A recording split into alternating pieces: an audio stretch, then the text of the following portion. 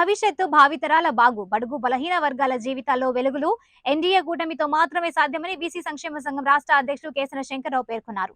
ఈ మేరకు నర్సరావుపేట పట్టణంలోని విజయ రెసిడెన్సీలో ఎన్డీఏ కూటమి ఎమ్మెల్యే అభ్యర్థి చదలవాడ అరవింద బాబుతో కలిసి మీడియా సమావేశం నిర్వహించారు. ఎన్డీఏ కూటమికి బీసీ సంక్షేమం సంఘం తరపున బేషరతుగా మద్దతు తెలుపుతున్నట్లు ప్రకటించారు. నర్సరావుపేటలో చదలవాడ అరవింద బాబును గెలిపించుకోవాలన్నారు. స్నేహశీలి, నిత్యం ప్రజల్లో ఉండే మనిషి, ప్రజలకు సేవ చేయడమే లక్ష్యంగా పనిచేసే నాయకుడికి అండగా నిలవాలని, ఇలాంటి ప్రజాసేవకులు చట్టసభల్లో ఉన్నప్పుడే బీసీలకు న్యాయం జరుగుతోందన్నారు. మీడియా సోదరులకు ధన్యవాదాలు తెలియజేస్తూ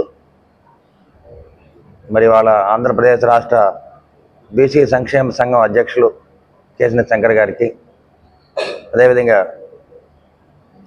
రాష్ట్ర కార్యవర్గ సభ్యులందరికీ కూడా ధన్యవాదాలు తెలియజేస్తూ వాళ్ళ ఆంధ్ర రాష్ట్రంలో జరుగుతున్న పరిణామాలు, అదేవిధంగా 5 ఏళ్లుగా జరుగుతున్న వైసీపీ దారుణాలు, అవినీతి ఇవన్నీ కూడా చూస్తూ వాళ్ళ బీసీ సంక్షేమ సంఘం మొత్తం కూడా మరి ఉమ్మడి అభ్యర్థులు ఎవరైతే ఉన్నారో టీడీపీ, జనసేన, బీజేపీ బలపరిచిన అభ్యర్థులందరికీ కూడా మద్దతు పలకడానికి మరి చంద్రబాబు నాయుడు గారితో, పవన్ కళ్యాణ్ గారితో మరి భేటీ అయ్యి వాళ్ళ రాష్ట్రంలోకి ప్రచారానికి రావడం జరిగింది. ఇటువంటి కార్యక్రమంలో ఇవాళ నర్సరావుపేటలో ఉమ్మడి అభ్యర్థిగా ఉన్న అరవింద్ బాబుని బలపరిచి అరవింద్ బాబుని గెలిపించడానికి వీరందరూ కూడా ముందుకు రావడం జరిగింది.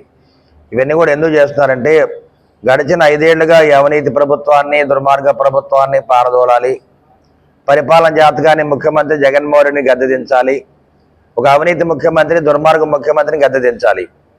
అదేవిధంగా రాష్ట్రం మొత్తం కూడా అన్ని వ్యవస్థలు పాడైపోయినాయి. అమరావతి రాజధాని కానీ, పోలవరం కానీ ఇవన్నీ కూడా పాడైపోయినాయి.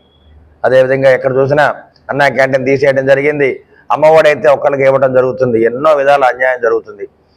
మరి రాష్ట్రం మొత్తం మీద కూడా బీసీల మీద ఎక్కువ దాడులు జరిగినాయి. దాదాపు 3,000 మంది మీద కేసులు పెట్టడం జరిగింది.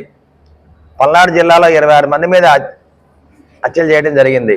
ఇవన్నీ కూడా మీరు చూస్తూ ఉన్నారు. ఒక నర్సరావుపేట పట్టణంలోనే అసెంబ్లీ సెగ్మెంట్లో మరి ఓరోకట్ట ప్రాంతంలో 17వ వార్డు ఇబ్రహీం అనే ముస్లిం మైనార్టీ సోదరుని దారుణంగా చంపడం జరిగింది. ఇవన్నీ కూడా ఎమ్మెల్యే గోపిరెడ్డి శ్రీనివాసరెడ్డి కనుసన్నల్లో జరిగింది. అదేవిధంగా అలవాల వెన్నా బాల్కోటి బాబా గారిని ఆయన కూడా హత్య చేయడం జరిగింది. ఇవే కాకుండా ఎన్నో అక్రమంగా కేసులు పెట్టడం జరిగింది. గంజాయి కేసు పెట్టారా, రేప్ కేసు పెట్టారా, అదేవిధంగా అక్రమంగా మరి గోవా మద్యం కేసు పెట్టారు. ఇవన్నీ కూడా మీరు ఆలోచన చేయండి. ఈ విధంగా బీసీ సోదరులు కూడా అన్ని చోట్ల ఇబ్బంది పెడుతున్నారు. అందువల్ల చంద్రబాబు నాయుడు గారు బీసీల కోసం బీసీ రక్షణ చట్టాన్ని తీసుకురావడం జరిగింది. కాబట్టి రాబోయే కాలంలో బీసీలు అంటే తెలుగుదేశం పార్టీకి అండాదండగా ఉన్నారు కాబట్టి బీసీలని రక్షించుకోవాలి.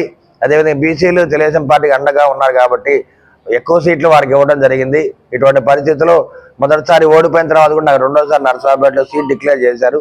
మరి ఇటువంటి పరిస్థితుల్లో ఈ బీసీ సీటు మేము గెలవాలి, కంపల్సరీ అన్ని వర్గాల ప్రజలు మాకు మద్దతు ఇచ్చి గెలిపించాలని ఇవాళ పర్యటన చేస్తున్నారు. మరి ఇటువంటి కార్యక్రమానికి వచ్చేసిన కేసన శంకర్ గారికి, వారి కార్యవర్గ సభ్యులందరూ కూడా ధన్యవాదాలు తెలియజేస్తున్నాను.